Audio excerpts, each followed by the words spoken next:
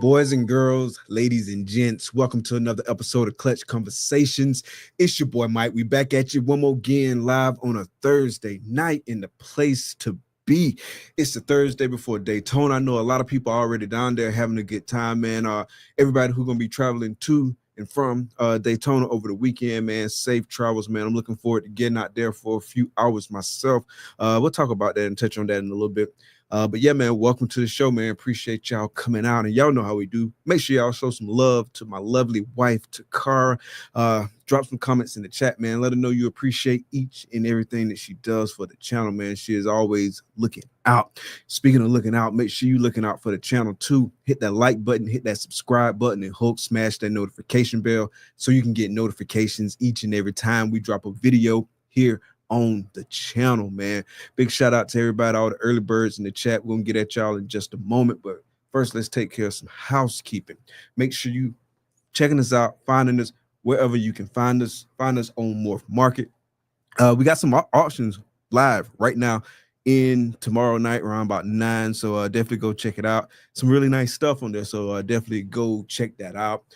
Check us out on IG, Herp Collectors and Herp Collectors Network. Make sure you follow in both pages so you can stay updated with everything we do, and also check us out on Facebook at Herp Collectors, and then of course Clutch Conversations, as well as all the other shows on the Herp Collectors Network, can be found on major podcasting platforms. So make sure you're checking us out. Make sure you're showing us some love and support.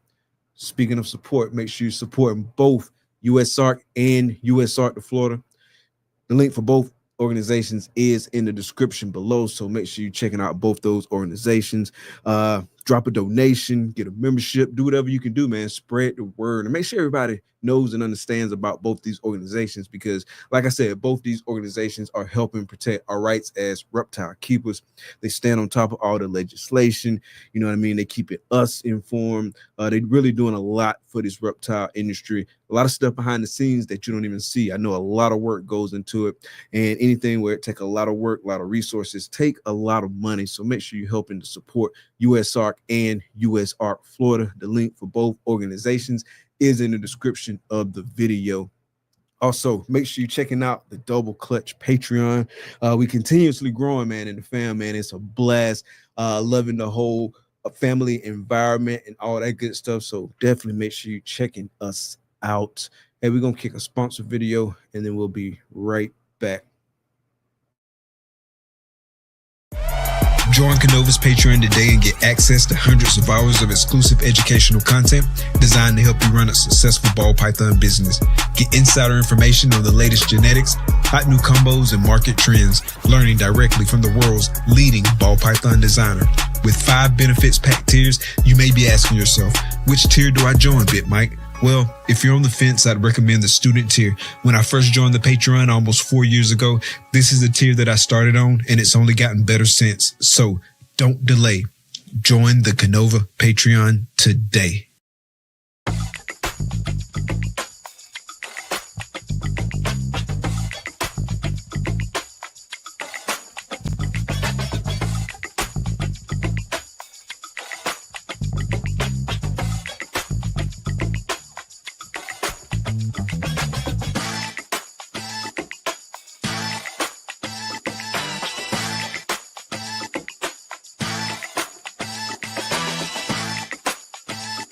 Art comes in many forms. At Armless Angels, it comes to life.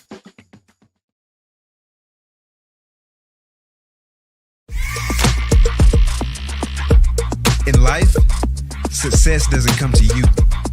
You go to it. In this game, forward thinking is the key to innovation and staying relevant. Plan your work and work your plan. Lose yourself in the art.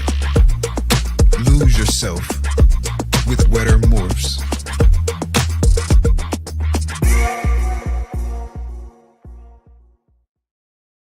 Big shout out to the sponsors, man. Got a chance to kick it with those guys this past weekend. Well, Justin, he was there like Friday for a couple hours. We got a chance to chit chat. Obviously, they had some dope snakes on the table, but got a chance to hang out with the homie Justin, the homie Unc, aka Steven from Wetter Constrictors, all weekend, man. And it's always a blast, always a good time, man. We got our setup. We had me, Justin from Armless Angels, Steven, aka Unc, and we had Jason from Ancestral Pythons, another one of the sponsors, man. We had our vendor set up. It was super dope, man. Southeast Reptile Expo was a blast. Lots of good time, man. Big shout out to everybody who was in attendance. For those who missed it, man, I hope you can check it out and check us out next time, man. It's a blast. That show is going to continue to grow, continue to get better. Top of the line, top shelf, chef's kiss, all that good stuff, man. So definitely come tap in with us in January/February, like January 31st, February 1st is the next time they're gonna have the Southeast Reptile Expo in Atlanta, Georgia. Same venue at the Gas South Convention Center. So definitely check us out, man. It's a dope show, man. A movement. Let's see who we got tonight in the comments. We got the homie Dwight, the Pie Man, in the building. Appreciate you coming out. We got Wifey pulling double duty. What's good? What's good? We got the homie Matt, KMB Reptiles, in the building, Double Clutch Patreon member. Got a chance to kick it and chat with Matt in Atlanta this past weekend. It's always good vibes when we get to chit chat and kick it. Let's see who else we got. John from Lucky's Pythons in the building. What's good? What's good? What's good? This is one person I wish I saw in Atlanta. Hopefully we see him in January, February. Jamie, Herp Collectors Network representative. Appreciate you coming out. Hope to see you and Dustin in person in the very near future. We got Thomas from Low Life Exotics in the building. Appreciate you coming out. We got Richard in the building. What's good? Appreciate you coming out. Got to see this cat in Atlanta. What's good? What's good? The homie Josh, MCBR, Mantooth Captive Bred Reptiles. Appreciate the swag. Hey, man, this thing fit good, man. It made me feel sexy, bringing sexy back. Appreciate the shirt, man. Big shout out to the homie Josh from MCBR, aka Mantooth Captive Bred Reptiles. Hey, we're gonna keep the intro video, then we're gonna be right back with the guests because I know Kyle probably tired of waiting.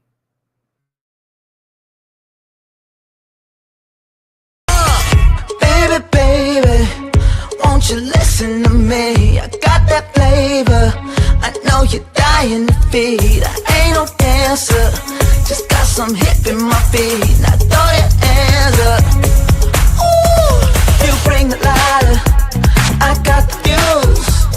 You make a fire, I'll add the fuel. Follow my lady, just watch your shoes.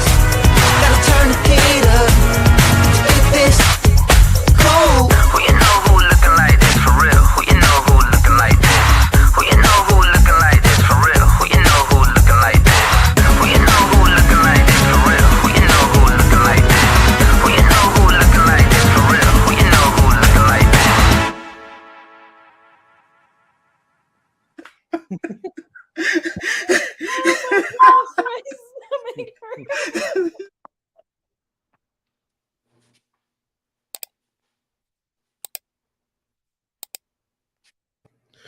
What's good? What's good? What's good? You still having a hard time hearing me? Maybe it'll be okay. I took my phone off of the ring light because I can hear you perfectly now. But Okay. when I was backstage and you were talking, I couldn't, it was like breaking up so bad. I'm thinking about resetting my router. It's literally like 4 feet away from me and I couldn't hardly hear nothing. It was breaking up horribly. Dang, yeah, I just saw your message in the private chat. Yeah, hopefully it stays cool for you. Yeah, good, I mean, man? right now it's okay. Okay, bet. What's good with you though? Welcome back to the show, man. It's always a pleasure having you on. Yeah, I mean it's been busy. Like I mean with the rodents and the snakes, it's a lot. You know, I'm actually, with the way I'm sure everybody knows the way the market is right now. With the way things are, I'm kind of like cutting back some, like, and I'm looking at more like I'm gonna do my projects, but I also have to have other stuff set aside for like for sales, strictly for sales. You know, there's animals that are people still want, and with the way everything is right now, like these doubles, like the doubles are okay with a couple codoms, but like the triples and the quads, that things are so hard to hit that you got to have all that other stuff kind of to absorb to be able to pay for things. So you have to do more clutches than you really want to. Yeah, that makes sense. You know, a good mix of stuff. Yup, yeah, and like, you know, because I geared my whole everything towards like the triples and the quads and all that, and now I'm kind of dialing that back some, because and with the way the market is too, people aren't willing to, they don't want to buy the triples or the quads for that bigger money when they can make them on their own, or they can buy and shed tests. You know, a perfect example, I had a guy 2 years ago, he bought a OD leopard clown double head ultramel pied, and he bred it to an Enchi pastel clown het pied, and he hit 4 clown pieds in the clutch. Like, he'll be able to make his triples without having to make triple hets. He'll be able to make the triples easier and sooner just by doing that, and then shed testing the babies. Yeah, 100%. Shed testing definitely changed the game, and it can be it can influence the way you do your parents, whatnot. Yep, my audio is doing that stuff again. Like I said, I can hear you. It's just real choppy, and I don't know if it's my internet or yours. Like I said, when you were playing the videos, everything was perfect, but then when you come on, it's not perfect, and I don't know if it's on my end or if it's on your end, because this is just weird, you know, like that's crazy. I'm looking through the chat to see if anybody said they had an issue hearing me. Y'all let us know in the chat, man, if y'all are having an now issue. I can hear you perfectly again. Okay. So I'm not really sure. Like, it's in and out, and it could be my internet, because I have a metal roof, so like it messes a lot of things up a lot of times, and I go in lives and like everything's messed up. Like, I've been on phone calls with people, and I can hear other conversations in the cell phone from someone I don't even know. You know. That's wild. Hell yeah, that's crazy. That's crazy. So man, it's been about a year since you've been on the show last. I went and looked back. It's been about a year, like right at a year. So what's been going on over the past year? Catch us up. Anything I can't hear you again. The audio is acting up. Can you hear me now? I can hear you, but it's real choppy, and I'm not really sure, you know? Can you hear me now? I'm not.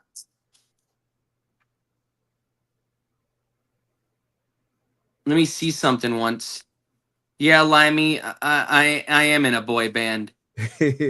But I can't hear you at all now, Mike. You still can't hear me? Is anyone else having a problem hearing me? Takara say audio seems fine for both of us. Like, it's so choppy. I'm not sure if it's my internet or yours. You know, do you want to take a couple, like a minute, and see if I can reset my router, and maybe it'll straighten up? Yeah, do that. I'm gonna try that. I'm just gonna set my phone on where I'm at, and I'm gonna try to reset. Chad says clear on both sides. Jamie says clear on both sides. That's weird that you can't hear me though, or it is chopping up. David says it's all good. Dwight says it's all good. So I think we all good. It might just be your connection or something going on with yours. What's good, everybody in the chat, man? Like I was saying, man, this past weekend was a blast. Had a lot of fun at Southeast Reptile Expo. It was good. It was only my second time vending. First time I vended was back in February. In February, I tried to do both, like the podcast and the vending, but this time around I was rolling solo dolo. Takar had to stay back in Gainesville, and so I rode up there solo dolo. Only did vending this time. It was straight, man. I really enjoyed it. Stayed at the hotel, so the whole quote unquote commute to the show was much better. Before, we was driving like 40 minutes in the morning because we were staying with like family and stuff, which is always cool to kick it with family and stuff, but that drive was kind of rough. This past window, I stayed at the Westin at the hotel over there, and the one is connected to the show. And nice hotel, nice venue that the show in overall. Lots and lots of foot traffic through the show all weekend, particularly on Saturday, man. Like I come down the stairs at the hotel, like probably about 8 something in the morning, like just after 8, and it's already a crazy ass line because Snake Discovery is there. So everybody was lined up to see Snake Discovery, and so they actually had to open the venue or open the show a little bit earlier because I guess like it was so many people and like packed up in a tight space that it was like some sort of fire code violation. So they had to open up the show early and start letting people file in just so they can not be in violation of like the fire code and stuff like that. So that just tells you how many people was just lined up to see Snake Discovery. If any of you ever been at a Reptile Expo where Snake Discovery is there, you already know what I'm talking about. I last saw it was back in St. Louis this past fall, early winter, whenever it was, like October, November, something like that. But anyway, long story short, it was a lot of damn people there to see Snake Discovery. And so obviously that added to the foot traffic throughout the building. People was in line like the whole show, basically, trying to see it. Like some people was in line like 6 hours. Some people just said, screw it, I ain't being in line no more. And so a lot of people was walking around the show, talking to the vendors, buying animals, all that good stuff. So that was pretty cool. I know a lot of people did really well at the show too, so that's always a good sign. Looking forward to Daytona this weekend. I'm not gonna be there the whole weekend like that. I'm gonna just be there a few hours. I'm gonna just make a day trip of it. It's like a 2-hour drive for me, so it's really not that bad, not that big a deal to make a day trip out of it. But yeah, I definitely want to kick it in Daytona. I don't know I wonder how much longer the Daytona show gonna be going on. Lots of people talking about Daytona might be over, Daytona might be over, Daytona might be over. I guess we'll see. Let's see who else we got in the chat tonight.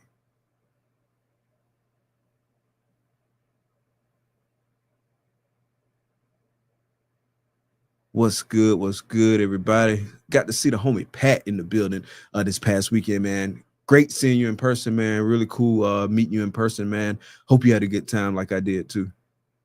So we got the homie Kyle back again. Okay. What's good? Now bro? I'm just gonna have to do it like this with that link because if I can hear you perfectly now. Everything is perfect. It's just that that StreamYard app. I went in this link with just on Instagram, and I'm afraid to go over on the app and see what happens, but I can't see any of the chats in here. You know, I can only see what people are saying when it pops up on your screen there. That's cool. Takar, give Kyle about 2-3 more extra seconds to read some of the comments and whatnot, and we'll just keep it moving. I mean, you know, I mean, sorry, like Josh said, Lau got a OnlyFans. You know, I better get one so I can get another phone that doesn't have this and then a better internet. You know, but no, like, you know, like I can't really see much of the comments if people asked anything, but like I said, you know, with the market being the way it is, I'm kind of like taking a little bit of a step back on like some of these triples and these quads and stuff and trying to produce more like double visuals with a bunch of codoms in that. And I'm having a light year, and I'm kind of happy I'm having a light year because I don't know.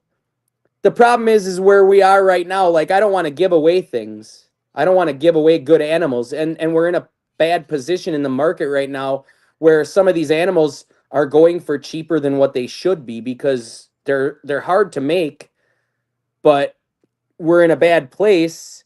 So would you rather make these super high-end animals in a bad market, or would you try to make like basic things that the people that are getting into this can buy and still make pretty animals and make good things, but they just have to make that instead of you making it and selling it? You know, make the ingredients more so than the triples and the quads. So what sort of stuff are you focusing on? Like, name some genes, name some projects that you focus on trying to provide those folks with those kind of baseline animals to. I'm really trying to do a lot of like Ultramel clown things. Okay. True ghost stuff, like true ghost clown stuff. I did hit a triple with Enchi, but that male, he's been a pain, and like it's crazy because I was telling somebody else, like I keep trying to feed the thing and it's in shed and I can't even tell it's in shed until its eyes are completely blue. You don't know they're in shed. So I'm throwing, and it isn't cool because like you're probably stressing it out because you're throwing mice and they're constantly trying to feed it, and the thing is in shed, but you can't see until its eyes are completely blued over that it's in shed. Gotcha. So, Is the belly but getting like? Does the belly get pink? I'm assuming the belly still gets pink too, right? yeah, the belly does get a little bit pink. Oh, this audio is doing it again. Oh, Now for it's real? doing it here. Now you were you popped out for a second. Oh, that's weird. I mean, from what I can see, I have Wi-Fi. Everything is perfect on my end. So now you starting to buffer. It could be my. Okay, I'm in a SOS mode right now, and my Wi-Fi is 100%, but I don't see how that happens because if you're connected to Wi-Fi, your cellular data should not affect what you're doing, but it's affecting me for some reason. That's weird. Can you not hear me still? Oh, I can hear you perfectly now. You good now? Okay. Yeah, I mean, and it says SOS on my cell phone, but I'm full bars on the Wi-Fi. Okay. It could be this cell phone too. I mean, I've been having a lot of issues with this cell phone also. Yeah, I just got a new phone myself, so I'm still You know, slow rolling the setup on it. But yeah, as far as like some of the projects I'm doing, like I'm trying to do. I have eggs for ultramel clown pieds in my incubator. nice. I just hatched out some ultramel clowns het hypo because I'm trying to do some of that too. But I for the think I most, heard about the ultramel clown hit hypo clutch. What all yeah, did you hit in that clutch? I only hit 3 female ultramel clowns het hypo. There was an Enchi, a regular, and I think there's a blade in there too. Okay. I think the dad had blade in it. So like it's an Enchi hypo blade clown het ultramel. Okay. So I think there's one blade ultramel clown in there, one Enchi ultramel clown, and then a regular ultramel clown. And you can look at all 3 of them and you can see the difference in the 3. There's a definite difference between the blade one and the regular one. Yeah, I've been eyeing some of the hypo ultramel stuff lately. I mean, I have some. I have like 2 ultramel hypo pieds and I have some pied triple hets. And one thing I'm really trying to do also, I know people are saying, oh, it has its place, but man, I'm getting rid of all my pastel because I can't sell anything with pastel in it. For real? Like not even to pet people? I can't, no, well, I don't even have pet animals with pastel unless it's just like a normal, like a pastel triple head or something like that. Well, then, I don't even want to, a female of that is still worth, $300-400 or something like a triple het, but I don't really want to give those away. So like, I'm at the point now where I'm just working it right out of my collection because I don't want to try to make stuff. I will keep like a few animals until I hit some things out of them. But for the most part, I'm going to try to move away from that because I've just had so much trouble trying to sell anything with pastel. And especially with the hypo, like my pastel hypo stranger clown, I sold that male. I won't say what I got for it, but I sold it on auction. I mean, I got an okay value, but I mean, at the same time, I know I could have sold a normal one for 3 times the price. Pastel stranger hypo clown mill? Yeah. Like I said, if it didn't have pastel, I probably would have I could have put it on Morph Market and it would have sold probably within a few weeks or maybe a month or something like that. But just considering that it has pastel in it, people are not keen to be buying those animals. Yeah, I agree with Brandon. Work pastel out of the clown stuff, but it looked better in other stuff. See, what's crazy too is I have a pastel hypo stranger that's double head axanthic clown male that's a breeder size. Dude, it's so pretty. It's so nice and it's pretty, but as soon as you put the clown in there, it's gonna turn like drabby because that yellow, the background on the yellow color turns like a creamy solid colors. You know, so it doesn't Yeah. look as good. You know, so I mean, I like I said, I think it has its place, but it's definitely not with clown. Yeah, it's definitely not in clown. I got very little pastel left in my collection, but I had a good bit that was in clown. Mm-hmm. Yeah, I got I think two females with pastel left in them, and both of those females are in a clown project. Mm-hmm. Another gene I do really like, and they're really pretty in hypo and clown is lesser. But like once you put the pastel and the lesser together, you're wasting time. You got to Like, pay somebody to come get that. oh yeah, yeah, exactly. So like I'm trying to really kind of keep those two separated. You know, like cause black pastel or like Huffman with hypo and lesser is still pretty cool. But to put pastel in with that, because even a pastel Huffman doesn't look like a pewter. You know, so like pastel and Huffman is okay, but once you put the hypo in it, I mean, I had one before and it doesn't look like a pewter, but at the same time, like what's that gonna look like now when you put that in a clown? I don't think it'll be very good. Yeah, yeah, I can see that like not Yeah. being Mm-hmm. super nice. I did Yep. see like some GHI. No, not GHI. My bad. I did see some nice GHI stuff, but I was thinking about the lesser.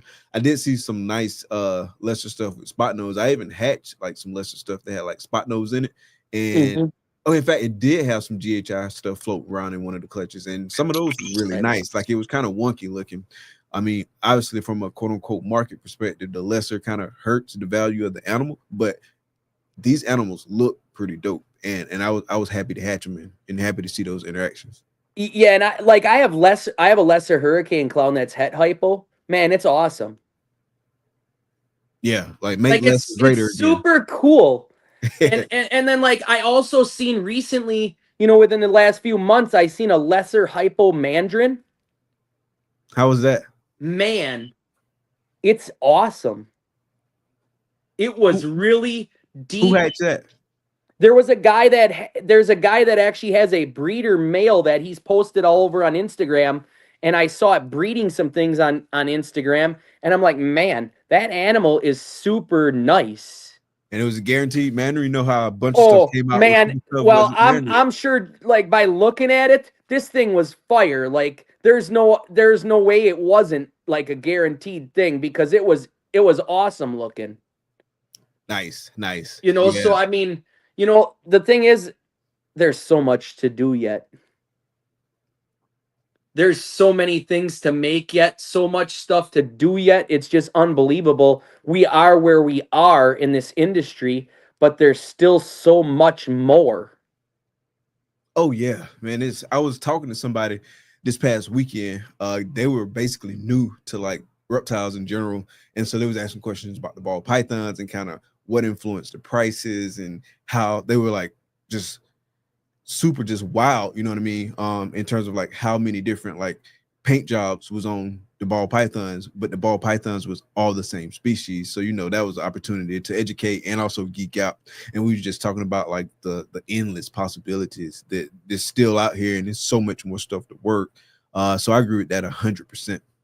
I mean, I look at there's simple things out here you can't even get yet, and people haven't made, but we're over here trying to do triples and quads, you know, and I look at that like, man, you know, that's why I even thought like, man, some of this stuff you got to kind of slow down a little bit on. I mean, and we all seen you know, I don't know if people know him very well, but like Toehold, he's got that pastel hypo DG clown pied he posts on his Instagram, and man, I hatched a pastel hypo clown pied like 3 or 4 years ago, and as a baby it was so nice, but as soon as it got to be an adult it was just a yellow and white snake. Pastel, you know, hypo clown pie is what it was. yeah, and it was just a yellow and white snake, and the DG makes it a little bit more clean and brighter yellow. But for the most part, man, that's like an ugly duckling. You know, like, I mean, really, like, and it's sad because you're never gonna know. Like, you know, that's the thing. I love the Axanthic pastel DG stuff. You know, like the pastel Axanthic DG clown compared to the Axanthic DG clown. I've seen some adult males now in that project, and they're still black, and they're black and white. They're not like a silver and black. They're like a black and white. But the Axanthic DG things, from what I can see when they're adults, the Axanthic DG clown as an adult is more like a silver and white, or a silver and black. It's not a black and white. You know, and it changes because when they're babies, they're like more of a black and white. Yeah, I haven't seen very many of those with a lot of size on them, so I can't really speak to it. But that's cool to know, though. You know, and like, I mean, I don't know. Like I said, there's just so much to do yet. Yeah, yeah. Like You know, I talk about that a lot I mean, too. Like as far as the doubles, it's so many single recessive combos that are in existence, and there's plenty that haven't been made. And then once you even go just one level up to doubles, it's a ton of stuff that hadn't even been like touched, scratched, or like is anybody even thinking about it? Like it's crazy. And what I think is really interesting is, you know, people are constantly moving things out of their collection, moving things out, upgrading, moving out. But the thing is like, I have some red stripe yellow belly hypos that I got in trade from someone, and they're just about breeder size. They'll probably go this coming year. But I might breed them to something as simple as a hypo lace to make a hypo lace red stripe yellow belly. Even though there's not a lot of value there, you now put that in clown and see where that goes. You know, we don't even there's I mean, I've seen like 3 hypo lace clowns ever sold or something like that. So and the crazy thing about it is like the value was pretty cheap, but it's like that animal's like hard to make, and there isn't that many out there. You know, so are you shed testing? I am doing some, yes. Have you had your lace stuff shed tested? It's funny because I only did 2 hypo lace clutches this year, and like you can see it. Like I can put them next to a regular one, and I can see it. I can see it on the pattern. You know, if you know what you're like I said, when I was starting, I never had no money, so I just stare at pictures and stare at pictures and stare at pictures until it's like in your head, like you can't even get that out of your head. Yeah. So like, so with me, like having that hypo lace male and breeding it and seeing now the babies, I couldn't tell at first, but like once they shed and now they've went through a second shed, I can clearly see which ones are hypo lace and which ones are not. Gotcha. You know, and they have more like with the hypo, they have a lot of white on the pattern coming up on the sides. And the color is a little bit cleaner, like almost like a hypo DG, but there's no DG there was no DG in the pairings. So I can definitely see it.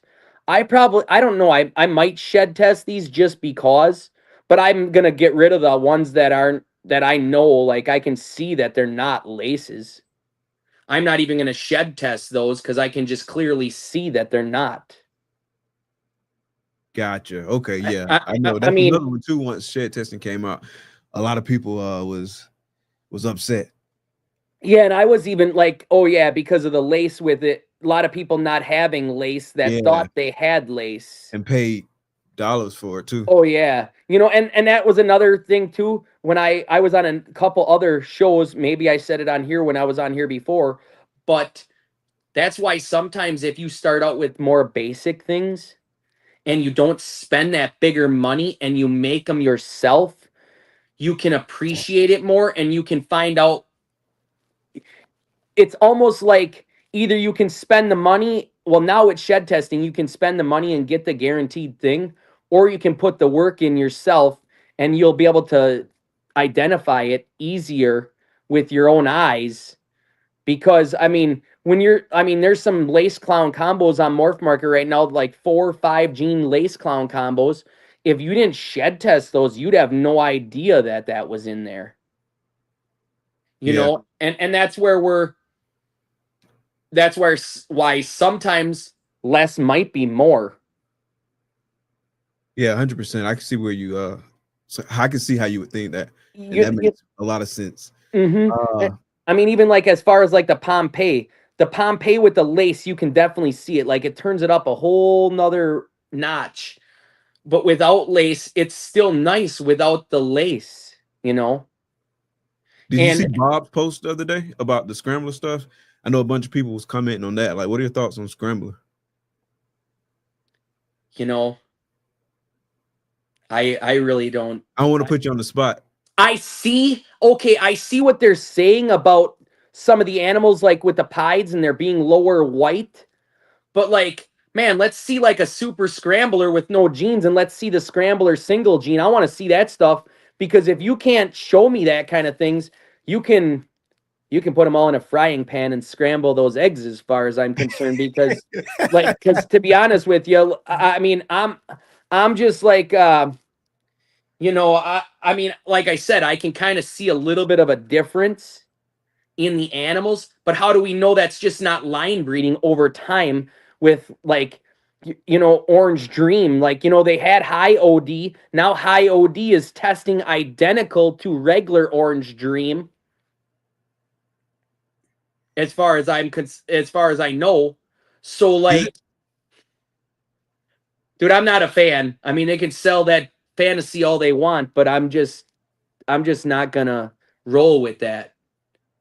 Yeah, I've seen some really beautiful animals that were labeled as Scrambler, but again, they had a whole bunch of other genes in it too. So it's really hard to say. Like, I want to see one that's easily identifiable where it's just like Scrambler, right? And then we go from there. That's kind of where that's kind of why, like, I have no Scrambler. Like, I'm not claiming I have it. I don't have it. And I mean, I might have had one animal that I bought from Bob, but I got rid of it because I don't even want to be associated with none of that right now. Because when they finally, I mean, to be honest with you, I feel like everybody and their mama hollering Scrambler right now too. Well, like everybody got Scrambler. Exactly. And if they come out with if they can come out with a shed test and they prove that it's nothing, it's just line breeding, people are paying so much money for that stuff right now that, man, they're going to be lucky if someone don't show up on their doorstep. I mean, and I'm just being 100, because, like, I can't do that. I can't sell that right now. I can't go along with it. Like, I'm just not. They can do what they want over there, but I'm going to stay in my lane and just keep doing what I'm doing, and hopefully it works out for them. That's all I'm going to say, because I don't want to be in that kind of predicament at all with this, because it's coming. The shed testing with that stuff, it's coming. Yeah. And if it's not what it's supposed to be, there is going to be some really, really, really upset people. 1,000%, 1,000%. Like I said, I've seen a lot of beautiful animals that are labeled Scrambler, but it's always like a whole bunch of other genes. I'm not saying it is. I'm not saying it's not. I don't know 100%. Like, I would like for it to actually be something. For that reason you just said, a lot of people are dropping a lot of cash on it. But like I said, I hadn't really seen any like simple stuff that is like verifiably like this is something different. Somebody showed me a picture of one the other day, and I was like, it just like a single gene, but I was like, it looked like an OD. Yep, and that's what, like, Brandon just had a comment there. I saw something about with the line bred OD type things and that in there, and I'm with him. Like, I just cannot go along with this right now, as far as that it's being another gene. I mean, they've got pictures, like, I've seen pictures on Morph Market of the single gene Scrambler, but we also have enough people out here that have bred Scrambler animals. Like, where is the super with no genes? If it really is a gene, where is the super with no genes? I mean, we have hundreds and hundreds of clutches being produced of this stuff in the world. So like, where is that single with no genes, that super scrambler, or even the regular scrambler? Like, I don't, they can say that that's what they are, but until they literally like verify this with shed testing and all that kind of thing, you know, um, I would think that they can kind of get a baseline. If they get, if it's got something else, like, can someone send like 5,000 scrambler sheds in, and can they differentiate that shed from just a normal?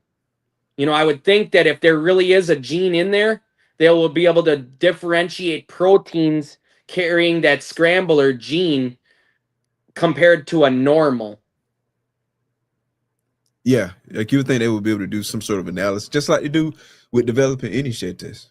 I mean, like, but like I said, I'm just not so keen on scrambler. Beautiful stuff though, like beautiful animals, absolutely gorgeous. You're exactly right. Like not being like a morph or like a gene as we think about it. Maybe that's like a new thing, right? I mean, it's already some of that out there, but not as much as like with other species in terms of line breeding traits, like within the species. Like maybe that's a route where more and more people start like really like hyper focusing on a gene that they really, really like and trying to make that, refine that gene to the tip top, like to the best of their ability. You know what I mean? And so like maybe that's another additional route besides just like morph mixing that people take in the past. But Yup. I also, you know, there's Josh, he's in the comments. I produced years ago, I bought an Enchi Orange Dream Yellow Belly from a guy from Arizona, but he originally got this, either that animal or the parents, from Kyle Frost out in California. Okay. And I bred like 4 generations or something. I produced an Enchi, or not an Enchi, a Yellow Belly Orange Dream Lavender Pied, that it's the best one I've ever seen. And Josh Mantooth there, he's got it. And it's like on a whole nother level. I've seen over at Garrick's, I've seen probably 50 Orange Dream Yellow Belly Lavender Pieds, and none of them look like that one. So does it have scrambler, or is it just that the OD line was so perfected and so nice that it's just giving it that more of an enhanced look to it, you know? Yeah.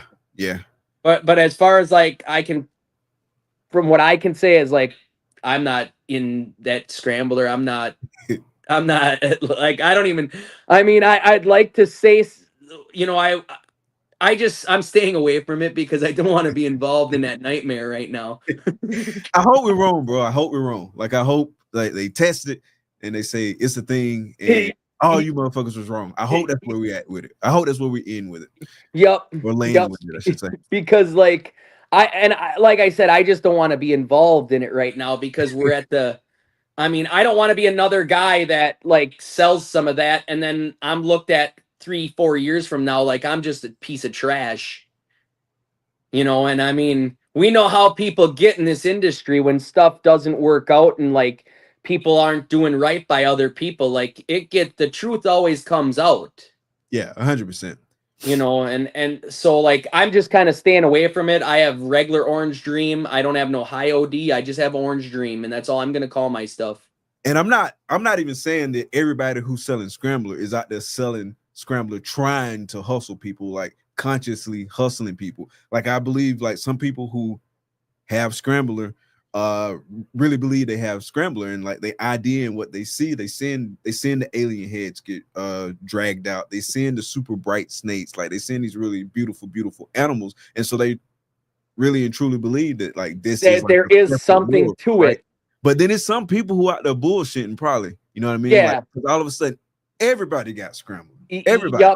Yep. You know, like I can say his name. Like Chris Hernan has some of the most beautiful animals. Like there is some killer stuff over there. Whether it is something or it isn't. Like, you know, he definitely, like, they are killer animals. Like those Orange Dream Scrambler Ultramalpides he's got. Man, some of the most beautiful animals I've ever seen. You know, and you got to hand it to him. Like even if it isn't something, those are top notch. They are top notch animals, and you can't you can't say, oh, that they're trash, because they definitely are not trash. They're some of the most beautiful ones I've ever seen. 100%, 100%. So, but yeah, other than that, like I said, I'm just kind of staying away from that, but I mean, as far as, I'm not going to have a big year this year. I'm focusing on getting my rodents expanded. I have multiple customers. I have people in the background that kind of want to buy rodents, and I know there's a big facility going up rodent wise, like another state over from me, but Okay. it's the problem is the deliveries. Like, nobody wants to drive around with no rodents. I can't even drive with rodents. That's one crazy thing You're too. allergic, Like, right?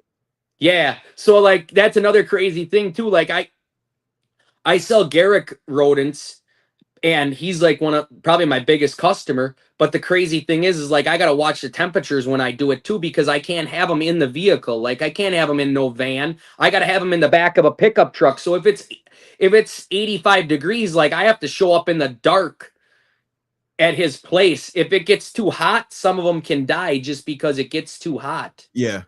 And I mean, so it's kind of difficult with me. If I have to go 2 hours, I'm going to have to do the deliveries. It's going to have to be weather, scheduled on a weather basis, not just, oh, I can be there every Tuesday, because if it's 90 degrees out, I mean, I took rats to Chicago one time, and none of them made it. I mean, even with the wind blowing on them, and it being warm, they just couldn't survive. And I think I could combat that maybe if I got a generator with an air conditioner, and I put that inside blowing in there, and kept the tonneau cover on with the air conditioner and the exhaust going out. Like, there's got to be some way I can combat that. I could possibly buy a box truck with the air conditioning unit and a generator. Basically, the air conditioning unit would have to be on top of the vehicle, and it would have to pump the cool air in. Then you'd have to have the generator inside the vehicle, and then you'd have to have the exhaust pumping out, basically. You got anybody you trust that can deliver for you? I barely got good employees to trust, let alone to try to find someone to deliver and gather up a check and maybe not take my money. Yeah. I mean, I mean, I'm just saying it like it is. Like, electronically, to be honest with you, I'm gonna tell people like it is. I'm gonna say it out loud. I'm not gonna hide it. But last week, I went away for some days 2 weeks ago, and I came back, and the guy came to clean the rodents, and literally I had like ASFs and mice. They never let out rats for the most part, but the ASFs and the mice, like, they just aren't paying attention. And like, I mean, I had to set traps. I had to kill some. I had to, whatever, because they're literally causing floods, and I have them on a second story building. Well, if it keeps happening, the whole floor is gonna fall in if the water keeps leaking through on the floor joists, and they get spongy. Yeah. So like I had to go on like a killing spree. I don't like to talk about it, but like, what would you rather have? Like, loose rodents running around all over causing havoc, and like could cause a major issue where you got insurance involved now. Now they 100%. and then you have like, the thing is well, it's your fault. It's basically my fault if I don't put a stop to it. So you're like caught between a rock and a hard place with that. You But gotta I do what you just, gotta do. and exactly. And I mean, I can't have rodents run. I mean, if the rodents get out of here, out of the building, like, the city's going to be on me then, and then I'm going to have more legality problems. Exactly. And then you putting the other rodents' lives at risk too, because when they do Exactly. the like, they kill a whole tub. So Yep. So like, and that's happened. Like, and I even had something crazy last week. A hose popped off out of middle of nowhere. I don't know if the hose just got loose from being on the sipper for so long, and then it was like, and then it just popped out with the pressure. But I had a flood up there. Like, the one tub was flooded. Lucky there wasn't any rodents in it, but there was a tub below it with 50 hopper mice in one tub, like, all gone. And if you keep having that, like, you're gonna have issues sooner or later with your production. exactly. And and I basically told the guy, even I said, man, if you don't get this under control, I'm not in here to babysit you to clean these rodents, but if you don't get this under control, like there's going to be no place for employment here. Yeah, I feel like every time 'cause I just have ASFs, but every time an ASF get out and it chew up a hose and flood a tub, I feel like it strategically goes and look for the tub that has the most babies in it and say, I'm gonna chew that one. And then it floods out the tub, kill all the babies. Mice, that's another thing. Mice, from what I can tell, for the most part, I've never had mice really chew on water lines so much. They end up dead. But at ASF to me are worse than rats as far as chewing on the water lines. I don't have nothing for comparison, but they definitely pretty bad when they get out. I mean, it's unbelievable. When they get out is those water lines. Yup, and the funny thing is that guy cleaned and I couldn't find any ASFs. I couldn't find none. It was a couple days. I was having a few little leaks here and there. I got most of the mice, and then that one night when it was all bad, I just went on a spree. I moved all the racks away from the walls so I could see behind everything. The crazy thing is though they hop from the food. Like I took all my food hoppers and I mounted them on the front of my racks because it's easier to feed everything, and the water lines are there too. But so what they do though is they hop from the food hopper to the back side of the rack and they hop back and forth. Well, if you're not really paying attention, it could be 2 seconds and they're already in the front. Well, you don't think that there is one in there, but then they hop. Then as soon as you move the rack back, they hop to the back. So you see that you miss them. They're so quick that you miss them. And Juan recently sent me a video of a shop vac that literally you could set a rodent trap that it's hooks up. Somehow it's hooked up to a shop vac. It has a food hopper in it. As soon as the rodent goes in to eat some of that food, the vacuum cleaner turns on and it sucks them up. Dang. And he showed it to me, and it was with even with Norway rats, big rats, it sucked that thing right up. Dang. So I might be getting myself a couple of those. Send me the link. I mean, KG, send the link. Yeah, I actually saved it in my notepad or my notebook on my cell phone because I'm like, oh yeah, I got to get myself one of these because I mean, I've had rodents too where the rats, they jump out, and even if you have in your rodent room stationary, like where the sippers are dropped down to the floor, they still chew water lines. It don't matter. Like they're going to chew them. And I think that a lot of times, you know, if I can't catch the rodent, like I have to kill those rodents that chew water lines because it's almost like it can be a learned behavior also. You know, if rats see another rat doing it, well, if that rat ever gets out, you're going to definitely have a chewed water line. Like I said, it ain't no different than ASFs. In the new Freedom Breeder racks, it ain't so bad, but I have a lot of old ARS mouse racks and old Freedom Breeder mouse racks. Some of those ASF will chew the food until they can't chew no more. They literally fill their whole tub is full of chewed up food. Mm-hmm. And I don't stand for that either. Those go. Like they have no place here. Yeah, because that's a waste of money. A big, you know, exactly. And I mean, they literally just, you know, ASF are a little different too because they might still eat some of it because they kind of pee and poop in in one corner mostly. Right. But for the most part, like I don't want to deal with it, so I just end up feeding those off. Yeah. You know, I mean, I don't know if a lot of people, you know, I'm sure there's plenty of people that are experiencing it. Oh yeah, I've had them do it before too. And I don't like it, and I like to get rid of those too. It's not as bad as it used to be with me. It used to be like a larger percentage of mine do it. Yep. Now it's way less than it was in the past. Yep, and I do know like homemade racks, if you do the 1/4 by 1/4 inch wire, the ASF will never chew like that. They can't. It's hard enough for them to get the food, so they work more on staying full of food instead of chewing on it. They can't. You know, it's too hard to get to the food, so they're not going to waste all that extra energy just chewing it up.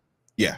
100%. So 100%. I mean, so like, but what I am actually gonna in the future here, if I can get some reliable people. I had one guy trying to build some ASF racks for me, and it kind of flaked out. And like, I'm gonna see if my parents now can do it because they're retired. So, because I get lumber. Basically all the lumber I get for free for my racks. Oh, So nice. it's hard for me to buy like pre-built stuff if I can get all that stuff for free. Yeah. Oh, I mean, 2x2s. I want to take a real quick commercial break, and then we'll be right back. Okay. All right, bet. Be right back. Yep. Known for his innovative approach to genetic shed testing and top-quality ball pythons, Grey Rider Reptiles also excels in exceptional customer service and responsiveness. With a quick turnaround time, Charlie ensures you get the service you want and need. Visit shedtesting.com to explore his offerings and experience the best in the business. Don't miss out. Head to shedtesting.com today and unlock the power of your breeding projects.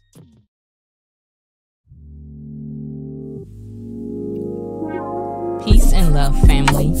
We invite you into the heart of our serenity, Ancestral Royal Pythons. At Ancestral Royal Pythons, we're not just breeders, we're nurturers of love and growth. Each of our high-end ball pythons is a tribute to the grandeur of the natural world and our dedication to quality. Reach out today and bring one of our creations into your home. This is Ancestral Royal Pythons. Your journey begins here. Here's to the exciting world of Ebony and Ivory reptiles. From unforgettable parties and events to keeping and hatching some of the dopest reptiles in the reptile hobby, we're all about education, quality, integrity, and respect. Hit us up and see how we can help make your next project a reality. Experience Ebony and Ivory Reptiles, where fascination meets fun. Ebony and Ivory Reptiles. Big shout out to the sponsors. Appreciate you, fellas. Yeah, man. So earlier, clutch size, you said you was kind of like pulling back a little bit. So put that into context for us. Like what's normal for you and where you're gonna be at right now?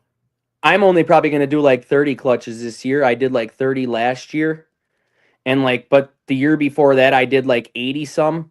Okay, so huge difference. Like the year before that I did like 35 because I moved, I built a new facility, and then the year before that I did 114.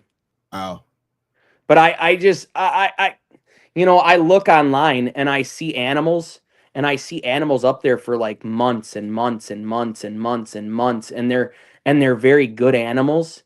But there's a reason I think that the animals are sitting up there. I think, I don't want to say that the snakes, the days of the $20,000 snakes are gone yet, because there's still some snakes out here that people are buying and paying that kind of money. But the problem is your customers, the customers that buy those animals, and it's nothing against those people. They just have throwaway money. And the people that are investing into this, most of them just don't have throwaway money. Like, they're doing this as an investment. They want to make money. They want to have fun at the same time. Like, you can be a hobbyist and you can also be a business, but there comes a time where you don't have, like, you're not buying a $10,000 snake just to look at it. I mean, if you do, that's the only snake you have, and it's a pet in like an Exoterra or something like that. It's someone that has that expendable income that just doesn't care. They want that one. They like the look of that one. They're gonna get that one. Yeah, we do still got some people investing big money though. I agree with that 100%. Oh, definitely. Last weekend, I ain't gonna say no names, but I saw somebody walk away from somebody's table with a box with about 10 animals in one project. So I know there's still some big time investors out there. Mm-hmm. Yeah, there definitely is. And another thing too is what I'm gonna try to tell any new people in here, because I was all over the place. Like, I literally have like 5 animals in my Dreamsicle project left. but I got rid of all. I had like 30, and I sold all of them, and I probably am gonna sell all of them. There isn't. I just, to be honest with you, an albino is an albino. Projects in general, but go ahead. Albino, go ahead. Yeah, an albino is an albino is an albino. I mean, I made the first dreamsicle pinstripe. It's awesome as a baby. It's yellow and white as an adult. Every single dreamsicle animal that I've ever made, besides that orange dream, yellow belly dreamsicle that Josh has, 90% of them have been yellow and white. The lavender clown stuff, to be honest with you, is not even as good as a lavender, or is not as good as an albino clown. The lavender clown stuff doesn't turn purple like a lavender pied, and it to me, it doesn't have the look. It doesn't even have as good of a look as an albino clown. Really? I think that albino clowns are better than a lavender clown as an adult. If you set them side by side. Okay, so just as an adult, not as a baby.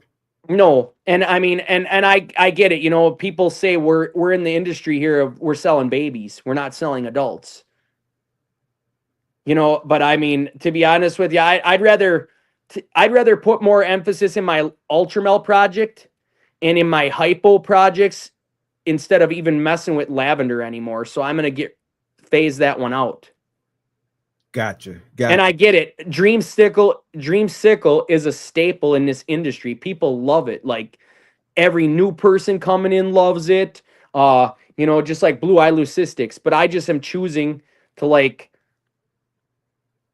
get rid of whole projects and work towards things that I really, really am enjoying and what I really like, instead of just having everything. You know, I'm a one-man operation here too. Like, yeah, I do have helpers with the rodents, but as far as the snakes, I'm like one man, and I don't want to have a facility. I don't want to have a giant facility doing 300 clutches or any of that crap, because I just don't want it. That's a lot of work. I mean, even 100 clutches, when I did 114 that year, man, I was wholesaling babies right out of the egg of low end stuff, just to calling up guys saying, hey, $20 a piece, $50 a piece, take them, get them out of here. Because if you think about it, like if you put, like, when you figure out the cost of the rodents, the time feeding those animals, sometimes those animals would have been better off wholesaling them as babies and just getting them out of there, because now you've sat on them for 6 or 8 months and you're only going to get $200 or $300 for that animal. Well, you have $150 invested just in rodents feeding it. Yeah. And I don't like, I'm not a a person that wants to kill things. I'd rather give them away as pets. I'd rather honestly give away like wholesale type things as pets than to like freeze them or anything like that and give them for cobra food. I'd rather just give them to somebody for a pet. I feel you on that. I even try to keep like short jaws and all that kind of thing. Like, we all have seen short jaws and like kinks in animals. I try to keep them alive and like try to give them away as a pet to someone or something like that. Okay. You talk about like, I didn't know what you meant by short jaws at first until you kept talking, but now you talk about deformed like snakes. Yeah, they have like their jaws set back on the mouth. It doesn't line up properly. They have like a shorter jaw. Shark mouth. Yeah. Same thing. And like I try to keep them alive. I try to assist feed them a bunch of times, and if they don't take off on their own, then there's really no choice what you have. You're not going to assist feed it until it's an adult. That's just the kind of what we're dealing with here. Like, we do have these issues. Yeah. I won't assist feed nothing like for too long. Like, basically, I'll assist feed it long enough to get it eaten. And I haven't ran into like an instance to where a snake got like way too big for me to be assist feeding before it ever took its first meal. Mm-hmm. Usually it's really only about one, but I mean like 3, 4 maybe, like for like a one that don't pick up super quick, and then usually they on food and they keep going. Once you prove to me that you can eat a meal on your own, though, I'm not going back to assist feeding, because basically to me it's like I'm basically forcing you to live, because you give me all the signs that you can do it. Right. And so like, who am I to force you to do this? Like, you know what I mean? It's just, it's kind of weird. I have another story with bad feeder, non-feeder. Tell it for sure. I did hatch out on April 10th. I hatched out that True Ghost Clown. It's an Enchi True Ghost Clown. And I was hammering it like after the first, like after 2 weeks of feeding it, I started upping the food. Well, about a month and a half to 2 months ago, the animal just completely shut down on eating. And it was probably 3 months ago. You know, it just completely shut down. It wouldn't eat nothing.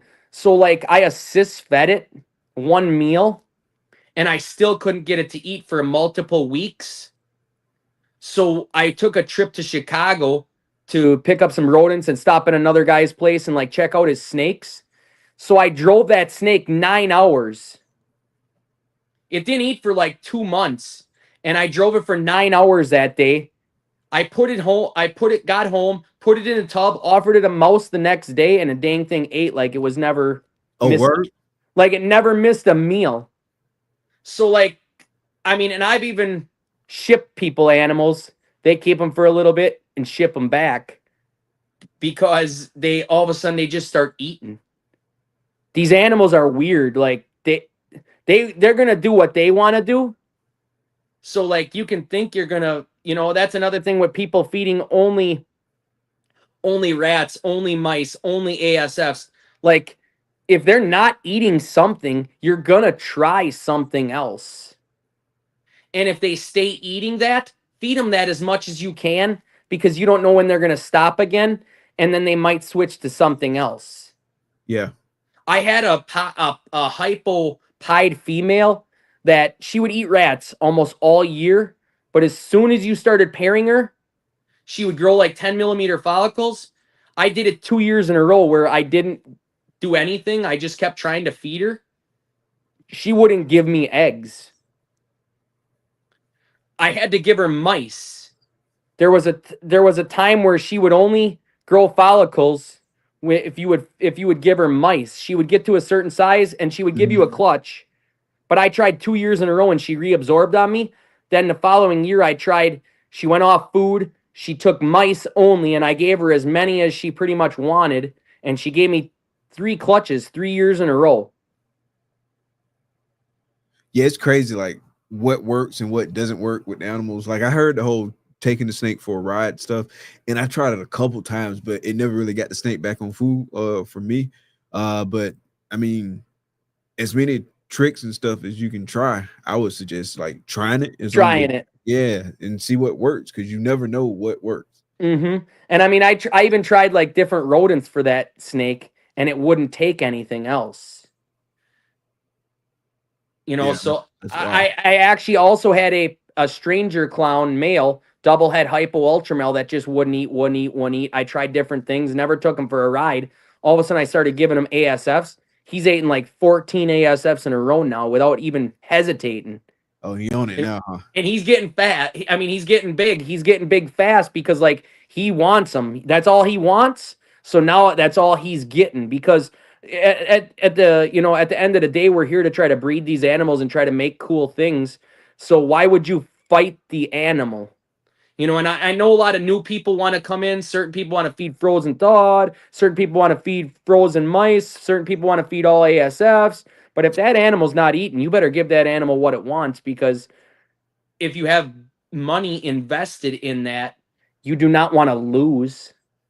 Oh, I don't care if that female takes 4 years. Oh, I don't care if that male takes 3 years to breed. No, that's not how it is anymore. You can't have that. You know, as a business standpoint, not or from even a business perspective. No, you definitely cannot have that. You know, so I'm kind of just, I do ASF mice and rats, but I'm going to go towards feeding more ASFs once them racks and that are all done. I'm going to build an ASF room, and I'm going to probably put my collection exclusively on ASF, my breeding animals. And that, because one thing I've also noticed is most of my animals that will eat ASFs, they will also eat mice. Gotcha. They'll take a mouse just as as much as they will ASF. They won't take rats as often for the most part, but they will take mice just like they'll take the ASF. How for your animals like your mousers? How's the growth on those? You just have to feed them more. More often. Like just more often. Like you can feed jumbo mice. I mean, if you think about it this way too, I almost thought about putting everything on frozen thawed mice because I know they'll eat them. I know I've sold some animals to a couple down in Illinois, and they feed most of their adults all frozen mice, and they got ball pythons from me that were only ever eating rats, and they're pounding frozen mice. And if you think about it this way, it might take a little longer to feed those frozen, but most of the time they're ferocious eaters with those small meals more often. They get in that mode of eating and eating and eating, so they want to eat all the time. So like I personally, because of the rodent issues I have, the allergies and all that. Right. I thought about putting everything. I would never put them on frozen ASFs because you'll never get the cost effectiveness out of the frozen ASFs. But like if you can go to like American Rodent Supply and buy the mice for 90 cents a piece for a jumbo mouse. I mean, if you can get 2 jumbo mice a week out of an animal, you're looking at like around 30, you're looking at like a 60 to 70, maybe 60 to 90 grams. Even if you fed them 3 jumbo mice at 80 cents a piece, that's still cheaper than what most live small rats are out here, or live medium rats. Especially at like pet stores and reptile shops and all that stuff. Yeah, yep. Price is outrageous. Yeah, I mean, I talked to people recently, and they were saying something about mice being like $5 or $8 at a pet store. That's insane. $8 for a jumbo mouse, like yeah, man. Yeah, like small rats, like $10-12, like it's crazy. I mean, I don't go to reptile stores to get like rodents anymore, but I do go to reptile stores and I see the price. Yeah. Yeah, I mean, I look at it like, man, you could literally have a 20-gallon tank with like 1.2 rats, and you produce more than what you need. If you got to like 1 or 2 ball pythons as pets, you'd be better off raising your own rodents in a 20-gallon than to try to even. I mean, really, even if you had to feed them a little bit more often, smaller meals. Say you had to feed like an adult ball python two small rats in a week. It can easily eat 2 small rats. You're better off raising them at that point. You're gonna literally out of two rodents, you're looking at like every 30 days, you're looking at like minimum of like 20 baby rats. So I mean, if you fed it 2 a week, 2 smalls a week, you're never gonna, and you only got 1 ball python, you're never gonna be able to feed off all those rats that those 1.2 or even a 1.1 is producing. Yeah, I mean, $10. It's a lot of work. Breeding the rodents, but to me, it's well worth it. Well worth it. I would say anybody with over 50 snakes, you got to. They should be breeding. In that. I think that they should be breeding their own rodents just because the cost effectiveness, and maybe some people don't have the time. But like I also just told you, that's a trick that I learned from this younger couple, that they buy frozen jumbo mice and they feed all their adults frozen and they eat every single time. So if a person could do that, I mean, and get like bulk orders of frozen, I mean, it might be, especially for somebody with allergy issues. At one point I thought about selling all my ball pythons and doing all boas just because I love snakes. I love the ball pythons more than I do the boas. I do have some boas, but like, I just didn't want to do that. Like the colors, you got red in the boas. That's one thing you don't have in ball pythons, is that real rich red color. Right. But for the most part, like there are so many more colors in ball pythons than there is in boas. And I definitely, I mean, hands down, to be honest with you, some of the most prettiest snakes and the most coolest snakes out there are retics. But there ain't no way in heck I'm having some big facility full of retics, man. There ain't no way. That's a whole different ground, bro. I mean, like SCC Constrictors has got some of the most beautiful, those orange ghost stripe retics. Like them are some of the prettiest snakes I've ever seen. But I mean, maybe someday I have a pair of them. But for the most part, I have ball pythons. I have a few boas, and then I have a few bull snakes too. Yeah, keeping a bunch of retics is different than keeping a bunch of ball pythons. No, and they're the type of they're smarter than, they're really intelligent too. Right. Like they know when they're, they watch every move you make. When you walk past those cages and stuff, they're watching you. Because I mean, look at them in the wild, they're opportunistic killers. So like slip up once, that's all they're looking, I mean, that's why I don't like 14, 15 foot retics. I don't know if I'd even want any, because I don't want to be handling those on my own here, being a one-man show. It's just too risky.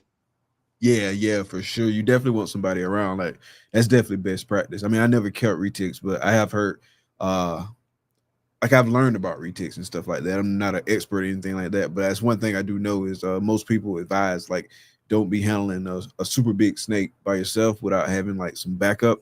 Yeah, because it's risky. Yep, and even venomous. I love the look of some of these. I know a guy. I don't know who it is, but I follow him on Instagram, and he just posted these red albino Western Diamondbacks. Oh man, they're so cool. But like, yeah, they cool. I keep retics before I keep venomous stuff. Yeah, yeah. So like, like I said, I just don't want to touch that. Ball pythons is what I started with basically, and I think I'll have them. Even if I had to get rid of all my snakes, I probably would still have 10 or 15 maybe for pets or something like that, just to breed and do some cool stuff with. I don't think unless I move somewhere where they don't allow ball pythons, I probably will never get rid of all my ball pythons. They're just something that, man, when I,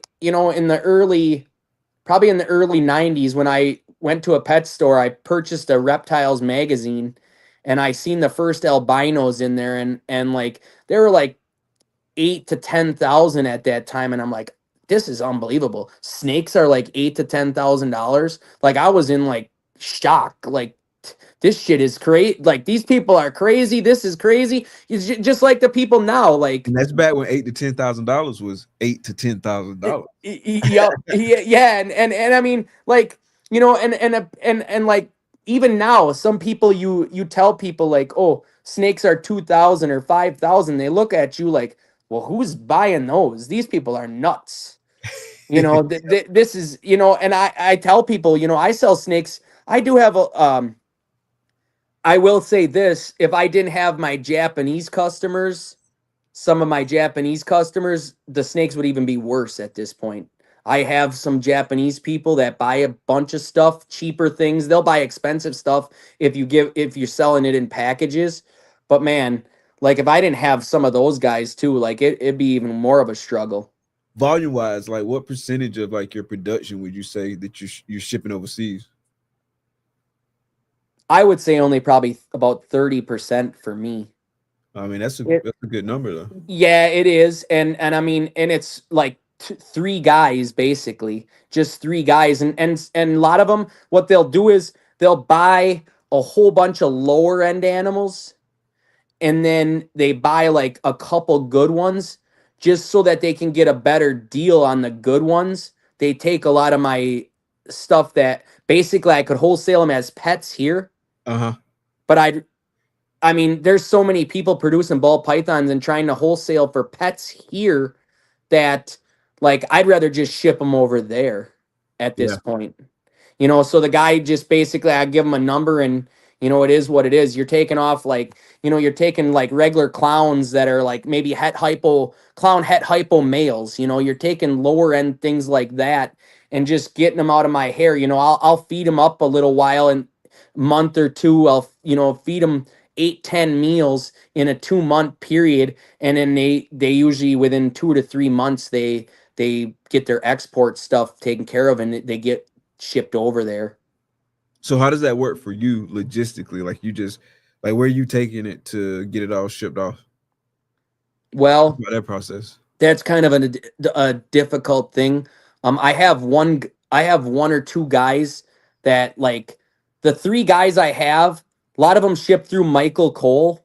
And like Okay. everything with Michael Cole is on the books. You're not gonna do no shady things. Like everything has to be he basically when I got put on his list, I had to have pictures of snakes on eggs. I had to have pictures of snakes hatching. I had to have pictures of my facility.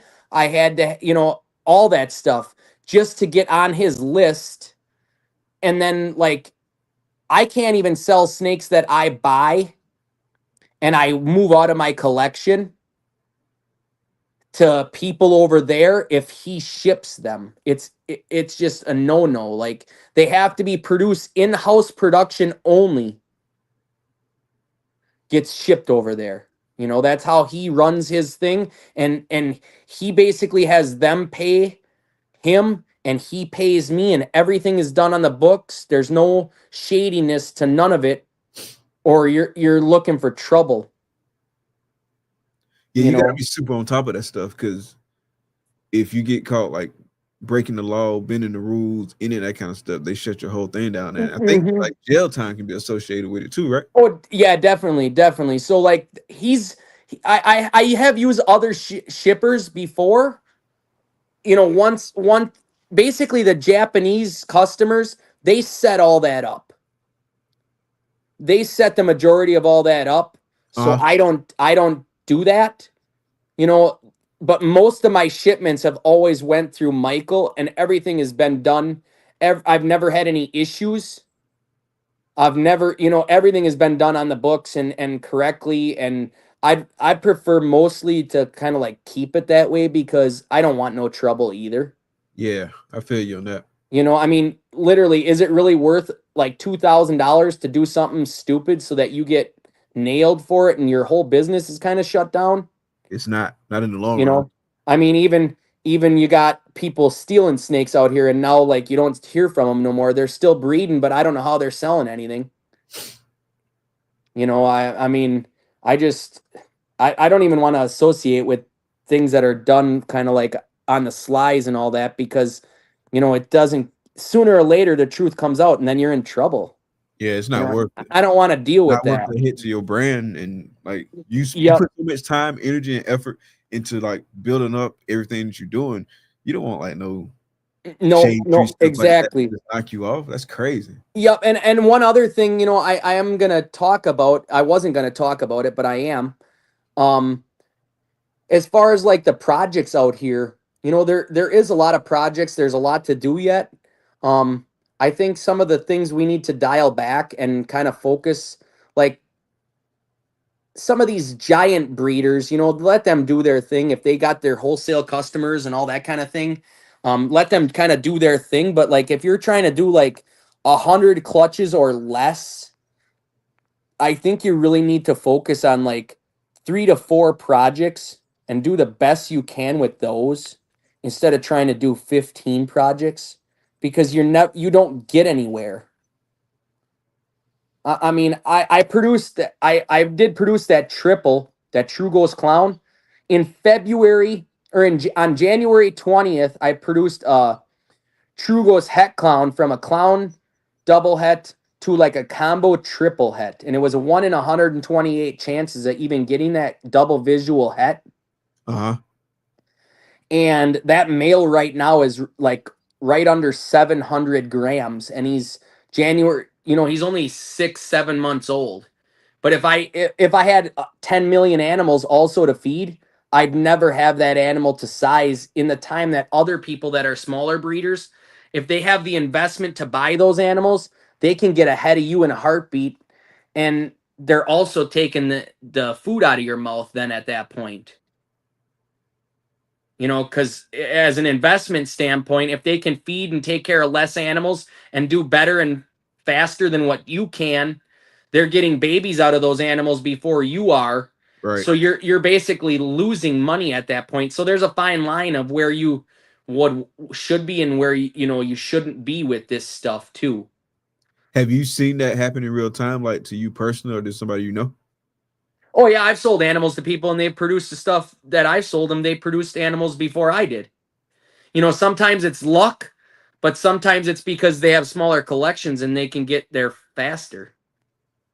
Because they can hyper focus on a smaller number of animals. Yes. And that's kind of what I'm trying to get there, because with the rodents and driving around doing all these deliveries and all that kind of stuff, it's just hard to be taking care of 300-400 breeder animals. I don't want that many. I think if you have 100 and you did 70 clutches, that's a good number to me. 70 clutches is a lot. It's still a lot. That's It's a lot. That's a lot of it's work. definitely a lot. It is. And to me, at that point, if I do get to that, what I may end up doing is I may end up wholesaling every animal under $500. You know, just because I'd rather focus on feeding the better stuff and doing it that way. But I mean, there's a place for everybody in the industry, as far all the way from hobbyist all the way to a big breeder. Like I don't think I ever, you know, I've been around a long time, but I was never a person to be doing like 300 clutches, and I don't know if I ever want to get to that point. Yeah, I remember when I first got in, like I had hopes and dreams of like just doing like 100 all this clutches. stuff. Yeah, I was like, yeah, I'm gonna get to 100 clutches, but like now, no, man, because I see how much work it is just for what I'm doing. So imagine like doing 100 clutches and working full time. Like it would have to be like a totally different set of circumstances for me to even want to sniff anything near that many clutches. No, when that year I did 114. I had a full-time job at that point. And my cousin lived here with me. So like he was doing all the rodents and he was doing some of the snake care.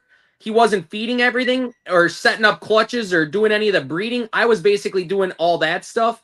He was just kind of doing some cage cleaning and then doing all the rodents. And like I said, there was so many babies hatching that I was trying to call people to say, hey, like, can you take these 50 animals off my shoulders, because I just can't. Like, I can't set these all up and be feeding these and doing all that. It was a lot.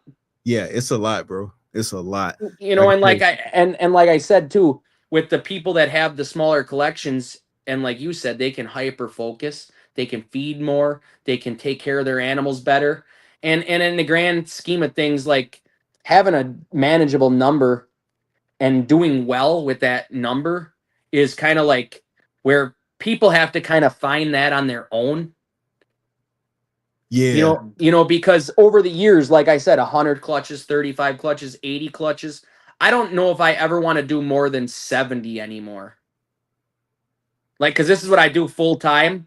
So I'm at the point where like 70, maybe having like 130 adult females and then like kind of moving things out as everything else progresses and stuff like that. But for the most part, I don't think I would ever want to do over 70 clutches again. Yeah, it took me a minute to get over the mental hump too of you don't just because a girl will go for you, she doesn't have to go. Mm-hmm. Like you can just give her to you off. Yep, and I know some people that and I know some people that breed, like they breed all their females and whatever goes, but like if you're feeding them super heavy, you better be ready for the mother load because they're coming. Like I mean, and that's what it has a lot to do with. It has a lot to do with feeding the animals. If you got the food, you're definitely going to be producing. Yeah, you got to feed them. You got to feed them, girl. You know, so. And that's another thing too. I mean, you touched on it. Basically, said they can feed them real good, but the more animals you have, the harder feeding them, like your females, real good become. Because you got so many animals, and so it's just you get caught up with too much. For sure. Even key males. Like if you produce, I know, like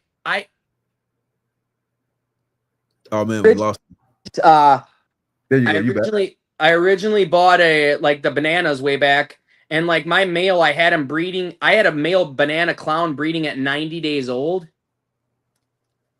90 days old. Yeah, 90 days old. I fed him like all the pretty much 5 days, then 2 days off on the weekends, then 5 days and 2 days off. And when he would go into shed, I'd give him a little bit more time off. But then when he would come back out of shed, I'd keep feeding him. And like, you know, I got babies out of him before he was like 11. I think when he was 9 months old, I had babies hatch out of him. Really? You That's know, and wild. and How I big mean, was he at like the 90-day mark? And did he stay on food throughout the season? I think he was like 595 grams I started pairing him at.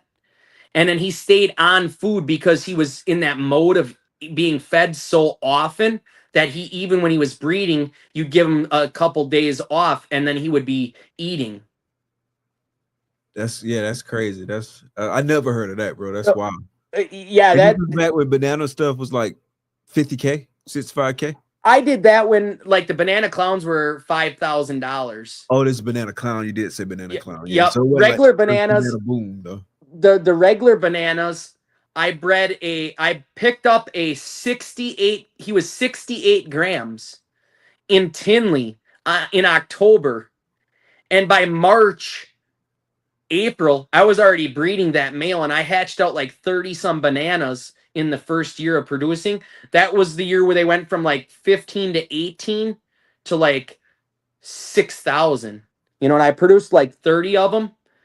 And the crazy part is man, the 2 females I made, the one was a het pied. I wish I would have got a male because I had a ton of pieds already at that point. Het pieds, adults. I hatched a female. You couldn't even buy banana het pied males at that time.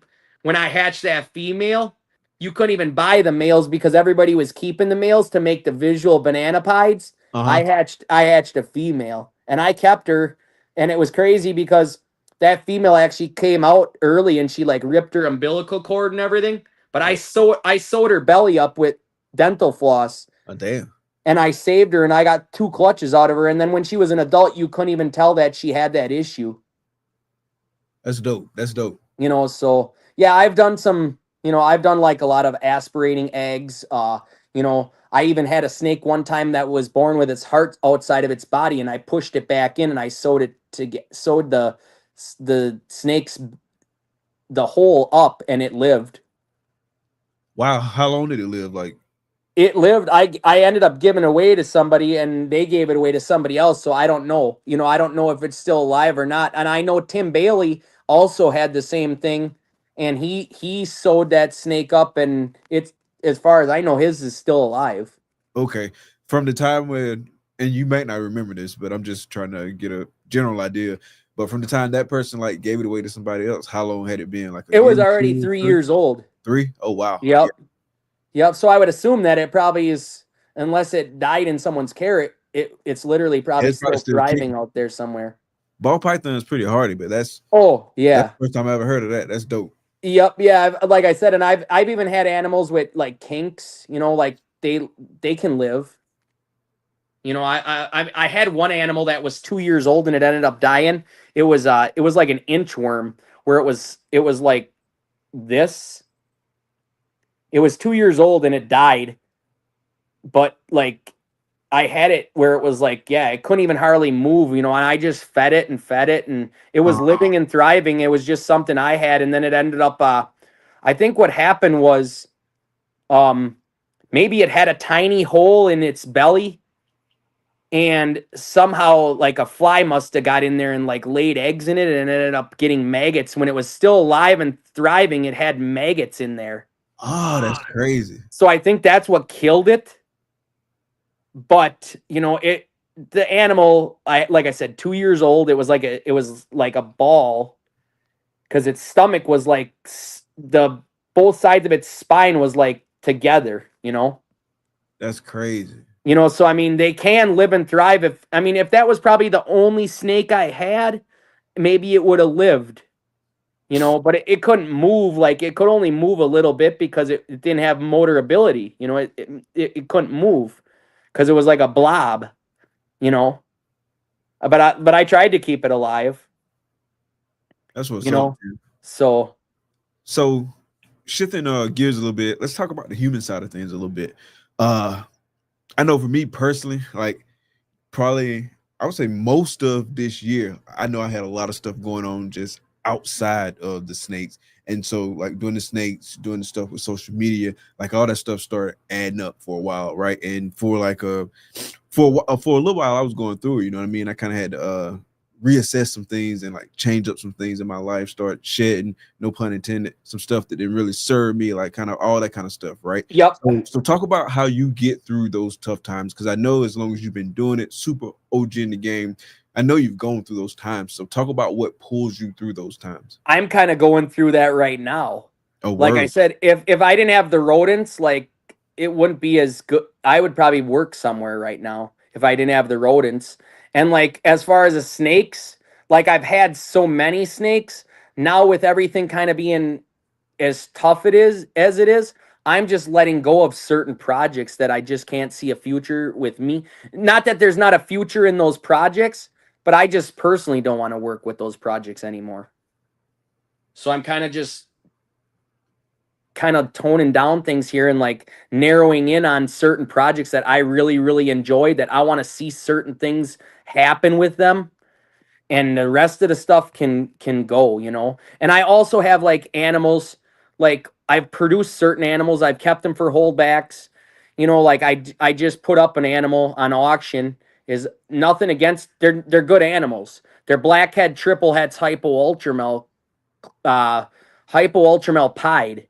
But the thing is I already have blackhead OD hypopides het clown that I could breed a ultramel clown hepide to, or I have a blackhead hypo het pied that I could breed an ultramel pied to hit those odds out of them triple hets.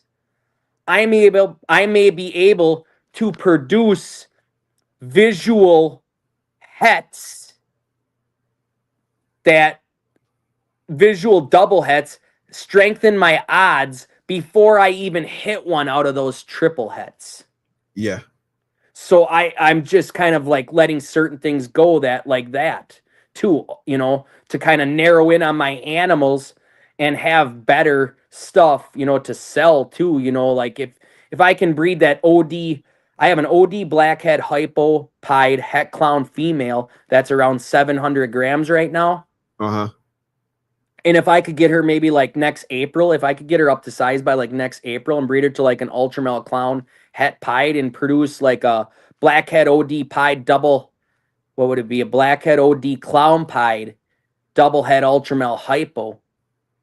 Like I'd rather do that and focus on feeding those animals more than to have all these other animals. And then your odds are also stacked against you. Yeah. You know, if you can't afford to buy those animals like I'm talking about, then you have to start at those triple hets. But if you can afford it and do it properly, I think the key to being successful is having less animals and better care, better feeding regimen with less animals, and you have a higher market value too at that point. So, I mean, that's kind of where I'm headed. Like I said, to be doing these, you know, you're always going to have wholesale animals in these long-term projects that you're going to have to like wholesale out. But your odds, the best thing is your odds, you know. Like even I had triple het ultramel clown. I had triple het ultramel clown pieds. Last season I bred 3 of them and I had 18 eggs. Double visual het to triple hets. I didn't hit no triples. I hit 6 doubles, 6 ultramel clowns, 1 pied, 1 ultramel, and a bunch of clowns and some normals. Okay. Now I can take a ultramel clown het pied male and breed it to clown pieds, or ultramel clowns where they're all double visuals, and save those double visual hets, and in the long term, produce more triples easier in a shorter amount of time than to try to keep breeding triple hets. Yeah, 100%, 100%. And then that shorter amount of time, like that has a monetary value as well. Exactly. Work you having to put in because of when you can have some animals that's available hit the market and the price on that project is higher. So like it just makes sense. Nope, you have and even like with I have Trugos pied stuff, you know, and I also have Axanthic pieds. So like I was looking at possibly taking a couple of those Axanthic pieds and breeding them to the Trugos het pied male, because every one, no matter any way you slice it, is going to be a double visual. Then you shed test for the het hypo, and if you want, keep back the double visual females to make the triples. And you can always add more genes later on, but it's originally getting those double visual hets for those triples is so hard. Yeah. And then, I mean, hell, I've only seen so far since I've been doing this, hypoaxanthic pieds. Justin bought one, and I saw one other person produce 2 of them in the VPI. So there's only, as far as I know, there's only like 3 or 4 of those animals out there. Now we've seen recently some guy from Belgium hit the quad by breeding a clown triple het to a clown triple het that he didn't even know were clown triple hets. He thought they were clown double hets. Looked up. You know, so I mean, it happens. I mean, I know multiple people that be buying animals out here and raising things up, and they breed them to try to do a certain project, and all of a sudden they get so lucky. That's what happened to me in that DG clown pied project. I didn't know that male was het pied until I hatched clown pieds that was het DG. Like, oh really? Combos, yeah. So I had a leopard, yellow belly, leopard inchy, yellow belly, desert ghost, het clown male that I paired to a clown pied female because I was getting started in the DG clown pied. Oh man! So I wanted to hit visual clowns that was double het, and so fast forward, got a clutch. Fast forward, even more, got the clutch was hatching, and the first one that pipped, it was like not even a visual clown. So I'm thinking to myself, man, I'm gonna get hosed on the odds because for whatever reason, man, sometimes the odds guys do not like me. I don't know what I did to them people, but sometimes they do not like me, right? And so I start cutting the rest of the clutch, and the next egg I cut was a clown pied. I'm like, wait, what? And so of course, like I'm super excited at this point, and so I start cutting more. I had 3 clown pieds in there. It was crazy, yeah. So he was het pied too as well. So that now got were me they ahead in that project? Now were all those clown pieds girls? No, it was 2.1 clown pieds. Oh, sweet. So then you know. Yeah. Yep. So I kept 1.1 and I sold one of the males. Nice. And nice. I sold in that clutch. Yup. See, and for the only other girl in that clutch, I kept her. But okay. Yeah. Okay. Yep. See, and that can happen. And even like with the odds, you know, like my True Ghost Clown project last year, or kind of like between this year and last year, because I kind of had like a weird season.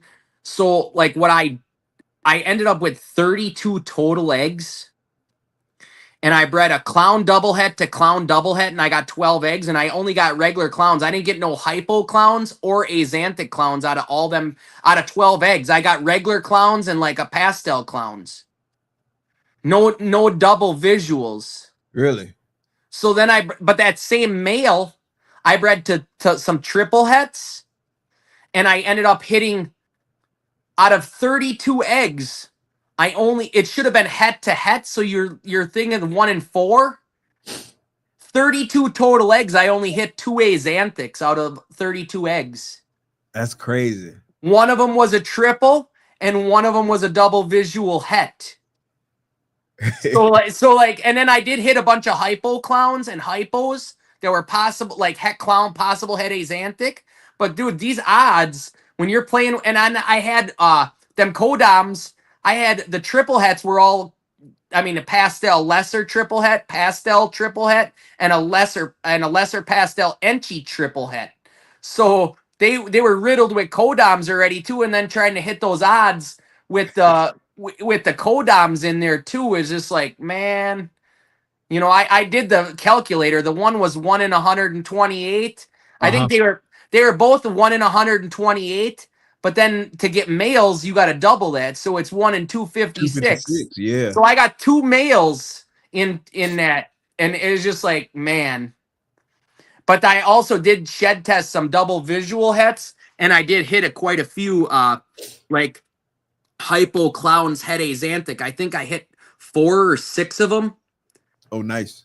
But then I did do one pairing, was an Enchi yellow belly clown, or no, Enchi yellow belly hypo double head axanthic clown to a pastel hypo clown. And I hit an Enchi yellow belly hypo clown head axanthic in there and a pastel Enchi yellow belly hypo clown head axanthic in there.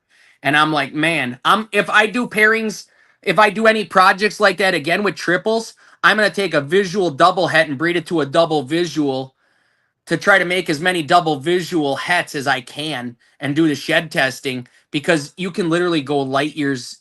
You can get there so much faster that way. This shed testing is kind of a curse and kind of a blessing at the same time. You know? Yeah, it definitely speed up the pace of the projects, just because, I mean, you don't have to go through all the trial and error. Yup, and basically here's the thing. You kind of have at that point, you kind of have turned the recessives into a codom. Yeah. We'll say that a lot too. You know, so I mean, it is what it is. I mean, like, you know, I was against shed testing at first. Like, this is bullshit. Like, this ain't real. Like, this is nonsense. This is not true. Like, you know, I was totally against it. But then I started seeing other people doing it, and I tried it. And then I've seen other people actually get the shed tests on the animals that they purchased. They bred them and they proved out now. So, like, I'm a firm believer in shed testing. Yeah, 100%. You know? Yeah, so, and you basically, you got to do it now. If you're doing this as a business, you pretty much have to shed test. Unless you're doing guaranteed pairings. Exactly. I was just about to say that same thing. Yep. And I mean, you know, in a kind of a way too, that kind of like, if somebody really wanted to start out and be real, like, super cheap and spend more money on shed testing, they can literally go buy a triple hets and like a quad het male and a bunch of double visuals, and they could kill it on a project. Like, say they had a quad het male and they bred it to like 6 double visual girls. They hatch out a bunch of, they hatch out a bunch of double visuals that are possibly double hets for quads. Man, people could really get there in a hurry. Yeah, you just got to test all the babies, which that can add up too. But as far as speed, yeah, way quicker. Even cost in the long run. Yep. I mean, you otherwise would be paying for those animals. Yep, and like I said, I just think right now with the market we're in, I think that people that really love this, they're gonna hone in on certain projects. And then the people like you're always gonna have your wholesale type, mass producing type people. You're never gonna get rid of that. And those people, honestly, they're kind of able to weather. People would say, "Oh, they're gonna go broke. They're gonna go broke," but they have so many animals, they can weather the storm with the massive amount of production. Yeah. So they're gonna always be here, no matter what. And that's a sad thing to say, because like some of these people, like they, with these more expensive animals, they're going to realize like those people, like you're never going to stop those people, those mass production type people. There's people that, like they're doing 50 clutches and then, like I said, doing 300-400, and the people that are doing 300-400 are making up with their costs and everything in volume. Yeah. And the problem is those people, if they get a hold of those high dollar animals, which they can, because they've got the mass production to be able to sell to get into those higher end animals, there's just no way of stopping it. I mean, and I we're always going to have, to me, there's always going to be a ball python industry. It's never going to go belly up. I've seen it's bad now, but I've seen other bad times. I can't say that I haven't. How do these bad times compare to other bad times? Like, does it feel about the same? Does it feel different? Like, what your thoughts are on that? I think we have more higher end animals on the market right now that are just not selling. So I think it's a little bit harder. And the animals, And to me, you know, I don't want to say it because it's not my money. I'm not watching other people's money. But per se, like I think when you have so many animals in a project and the animals just are not selling, the prices have to come down because you got to reach that next tier of people that can afford those animals. You know, that's kind of how I see it, that the prices have to move. You have to adjust to where you can sell those animals because let's face it, we cannot keep everything. Yeah, or change the way you selling them. Well, that too. I mean, you know, there is an auction platform out here. I mean, it's, you know, we're like the old Facebook days before when the Wild West, you know. I mean, it was, to be honest with you, like it was with Facebook and the way the auctions were on Facebook, it was like the Wild West back when that was happening because people would they'd put up crazy animals like that nobody even had. You'd see them on auction. You don't really see that now. You just see, you know, every once in a while you'll see good like investment type animals on the auction, but you don't see like as like back then when them Facebook auctions were going on. That's when like super stripes and highways, they were like multi thousands of dollars and people were just putting them things up there like it was nothing.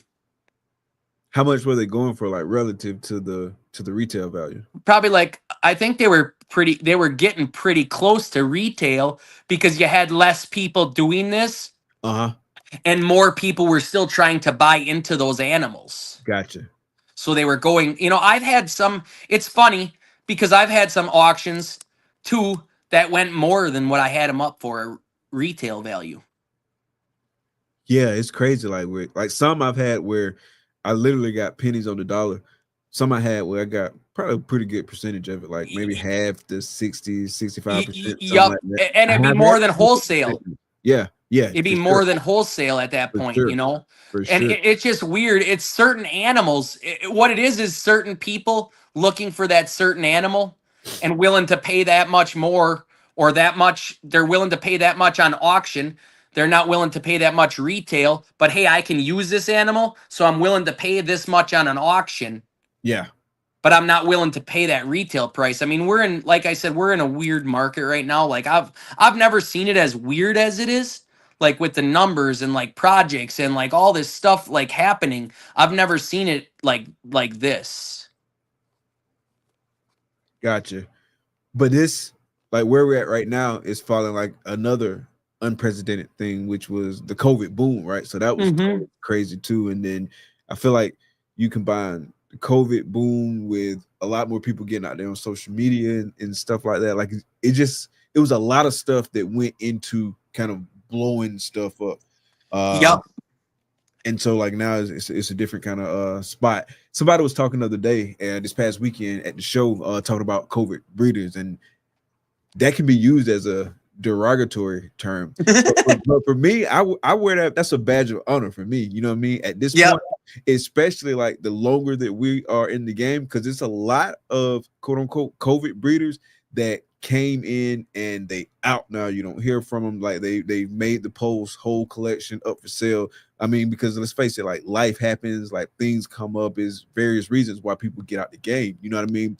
So if you're thinking, especially like you start thinking like 3, 4, 5 years down the road, if you are a quote unquote COVID breeder, that's a badge of honor, in my opinion. Because and you're still here. You still here. You came in probably at the worst time to build your collection. You know what I mean? Everything was super inflated. I do know some COVID breeders. Like I do know one particular COVID breeder. I'm not going to drop any names, but I will say this, like these COVID breeders have money. I'm not going to drop no names, but like they've also bought into projects recently, like, and they've spent a good amount. They're like project hopping. Work with what you like, because the problem is they're still going to miss the boat on this. Because they've seen that this project is so good now that they're also investing in the project, but they've already missed the major boat. You know, you can relate these ball pythons if you really want to, like Bitcoin. I mean, look, like, you know, I mean, look at Bitcoin now. When it was pennies on the dollar, you couldn't, I mean, people were trying to get me to buy that, and I wish I would have. Me too. I wish I would have, bro. I mean, I'd be sitting pretty right now. Even if I would have, even during the COVID boom, if I would have not been so like a hoarder with all these double recessives, if I would have sold half of them, boy, I'd be sitting a lot more pretty right now than what I am. You know, I mean, and that's just reality. Like, I'm not gonna lie. You know, I mean, I kept a lot of double recessives animals that were $5,000-$7,000 that now are $2,000-$3,000 as adults. Yeah, that's crazy. You know, where if I would have sold them in the COVID boom, man, could have invested some of that money in some other places, and I'd be sitting pretty right now. I mean, it's not. I mean, at the end of the day, I like what I'm doing. So like, it ain't. You know, it as a business, it is about money. But it's also can be like about what I'd rather do this than ever go back to working in a mill 70 hours a week. I mean, I was working three shifts, rotating days off. You know, 100 and like right now it's 130 degrees in there where them guys are working. Oh, bro, I mean, like, that's hot. You getting chafed up legs. You getting. I mean, it ain't comfortable. Like your work, and then you know, there's parties going on right now. Family people are having picnics, and hey, man, just to let you know, it's a Saturday night. You know, I know you thought you were going somewhere, but your partner called in sick. You're not going anywhere. You're staying for 16 hours. I don't want to go back to that, man. What kind of factory was this? It was a paper mill. Paper mill, okay. Yep. So you got the big dryers drying the paper. That's throwing off tons of heat. There's no AC because they can't AC it because of the heat that there is there. They just have vents all over. And then, like I said, they only have enough employees that if your partner, they don't have like utility people working that day that they could shove into the job. Sometimes they do, sometimes they don't. The majority of the time they do not. So they would have to hold someone over. If you couldn't find someone to take it, or if somebody wouldn't come in on a day off for overtime, then you just had to work 16 hours. Kind of a random question. You feel like more and more of those type jobs going to shift over to robotics, especially kind of like where the AI technology going right now? What's your thoughts on that? Yeah, I do believe that you're going to get that. Like this mill has got this company that I work for, they have 300 plants worldwide. Uh-huh. Oh yeah. I could have went to work anywhere. Like if I was fluent in any other language, I could have went to work anywhere in the world. Word. You know, so it was a cool thing. Like you could go work anywhere, but at the same time, like I think that this company, it's a United States based company too. Uh-huh. So like I think that they will get some robotics, but there's just some stuff that, because we had some already, like to be driving paper around, like you had these robots in the floor that they had like a track system that they'd run on, and there'd be safety eyes and stuff all over. So like if a person came and walked in front of it, it would stop automatically because there's sensors. Uh-huh. You know, so like there's just some things that I don't think that will ever be able to be robotic. You may have robotics, like three robots. You may have to have one guy running those robots. You know, I mean, I don't, you know, like I seen some videos where there's like police officer AI, like robotic police officers like that. Like, what was that movie? iRobot. iRobot, yeah. Yeah. You know, I've seen some movies and stuff like that, but we're not there yet. No, we're not there yet. I don't think we're as far away as, like, if you'd asked me this question 10 years ago, if I estimated like how long it would be before we get there, like it would have been a longer runway. But now I feel like we're probably closer there than where I would have thought 10 years ago. I mean, what happens if 80% of the jobs are all AI? What are people gonna do? Exactly. That's a big question out there. It's like, what are people going to do? You know what I'm saying? And Well, it might we be know what food it's supply. we know what's going to happen here already in America. They're going to get obese and they're going to end up dying of heart attacks and all kinds of health issues because they're not doing anything. Which is wild to think about. You know, it is. I mean, it's definitely, you know, I mean, I could even see, I mean, could you imagine some type of AI robot cleaning snakes? Yeah, yeah. I do every day. Every morning when I wake up, I imagine that shit. I mean, if you hell yeah. Yeah, I get it. Yeah, I can imagine it. You know, because I mean, could you imagine, like, if you had your racks all in a row in a line, you literally could have a track system in there and some kind of sensor to like pull the tubs open and like be checking the water and like it's possible. Imagine it, bro. I'm trying to manifest it, bro. Like a Tesla bot or something, like to come clean snake. I mean, I think it's a possibility. I really like you'd have like the AI thing would have some type of a scanner and it would be able to scan the cage to see if there was any like poop or like urates or something in the tub, and it would grab that with some kind of an arm, and then it would also be able to, if you got like ReptiChip, you know, it could have a bucket on the floor there, or, you know, dump the water in the bucket, and then it could like literally have a hose and like refill the water. Dude, this is all possible. Yeah, imagine it picking it up, doing a scan, and saying, "Hey, Mike," or "Hey, Kyle, this girl is at 13 millimeters." Well, that While you it's know, cleaning. I mean, you don't know. Like this is all a possibility. Like, I mean, we're probably 20 to 30 years from that. I think. You know, 20 to 30 years away from that, but this is all possible with AI and the robotics and all that. It's all possible. Yeah, it's definitely possible. Like, clean the snake, scan it, tell you it's at 13 millimeters. It's time to put a male in there, and not only that, tell you the most optimal male in your collection to put in there with her. Mm-hmm. And I do know that in the farming industry, because basically you can kind of say we are snake farming. In the dairy farm industry, I have a friend that already they have robot milkers. So their cows get milked by robots. Oh, They can go in there and get milk 2 or 3 times a day, going back and forth to food and to where they lay down. But they literally have, and then also the cows have a computer chip scanner. So when they get up to that machine, it scans that cow in. They save a sample of that cow's milk that goes to like a lab, and they can tell like how much butter fat that cow's giving off. They can tell if there's any like mastitis inside the milk, you know, any kind of infection with that. They can sense the stuff by testing that milk, and it's all done robotically. Oh, that's dope. That's the only thing that the human has to do is basically the human has to collect those samples and take those to the vet, or they put them in a refrigerator, and then the milk company that goes, the cheese company or the company that picks the milk up, they have their own independent labs to test all this stuff. Oh, word.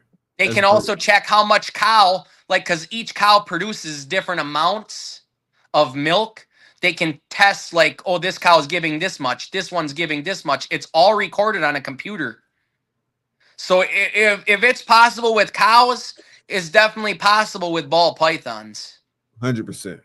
You know, so, I mean, wait till we see something like that. It's coming. It's going to be nuts.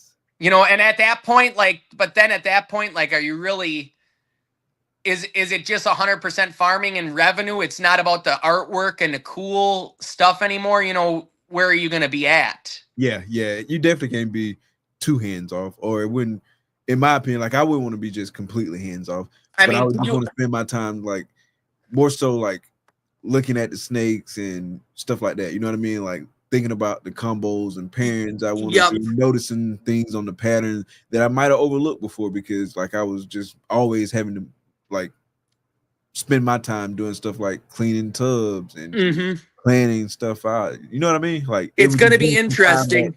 Appreciate the animals even more is what I think.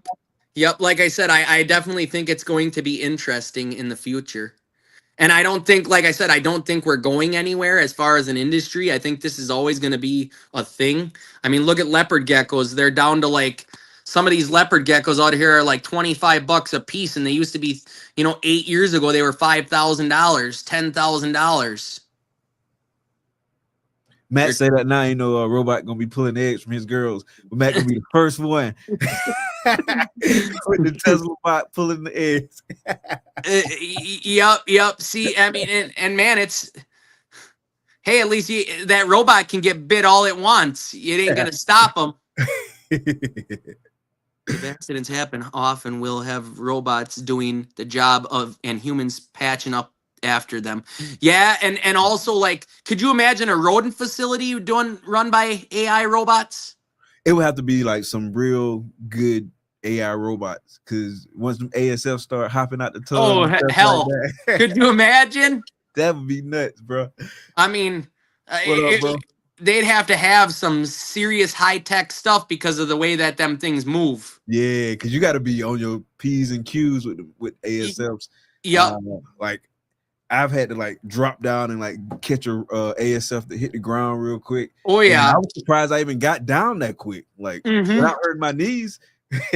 Yep, exactly. I mean, I'm getting up, and I'm older than I was 15 years ago when I started, 20 years ago when I started, and like, man, sometimes it's like, I might have to throw my back out today catching a rodent on the floor or something, but it is what it is, and like, if that's why, like, like I said, as long as you love what you're doing and like you like this, I think we're gonna have a long industry. This is gonna keep going. 1,000%, man. That's one of the things I picked up on at the show this past weekend. Just the vibe, the energy was all there, and that's what's important, because it's that vibe, it's that energy, it's that love for what you're doing that does help get you through like the tough times. Every day it's not all unicorns and rainbows. It's gonna be some shitty days. No. I mean, like with the rodents, especially, like, people think it's bad with these snakes. Deal with these rodents. That big rodent facilities, like I have 300 tubs of rats. I have like 300 tubs of mice and a couple hundred tubs of ASF right now. And man, some days you just want to walk out and burn the place down. Because it does get frustrating at times. Yeah, it definitely can with the rodents. But it is what it is, I mean, it's the rodents are always going to be a part of the ball pythons, especially because most ball python like breeders, I know the majority are feeding live. They're not feeding frozen. Yeah. Same here. I know a handful, like maybe 2, maybe 3 people that feed frozen. Aside from that, everybody else I know feed live. Yep, and I can't even imagine feeding frozen. Me either, bro. Like I said, I mean, if they did eat mice as well, if ball pythons ate mice like a retic eats, I would have no problem switching over to frozen. But I just don't think it's going to be that easy.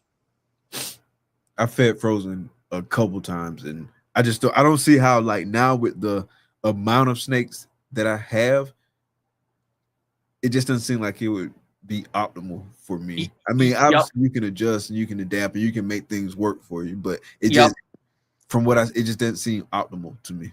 Yep. Sure. Anyways, if anybody else has any questions, I didn't even eat dinner yet. Yeah, bro, I was about to wrap it up myself. It's been a couple hours already. Yeah, because I ate at like noon and I haven't even eaten yet. So. Oh damn, yeah. So yeah, I'm definitely down to hop off, man. It's been a couple hours. I got to get up early in the morning and work out. So it's a perfect place to cut it off, man. It's been amazing having you on the show, bro. Yeah, thanks for having me. Did you have a guest cancel at the last second that you? No. I was just behind. Yep. All right, no problem. Quick, that was awesome because like you got me in here like right away, caught me at the right time. Sometimes I tell people no, but like just because I don't want to do it. But I mean, this was an opportune time. I'm like, nah, man, I'll do it.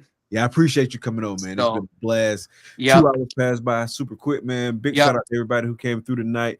Big shout out to the replay game. Make sure y'all leave a comment, #replay game, and check us out on the audio podcasting platforms. But that's it for tonight for Clutch Conversations. I'm Mike. This is the homie Kyle. The lovely lady behind the scenes is Takar. Thank y'all for coming out. Be blessed. Peace. Yeah, thank you. Yes, sir.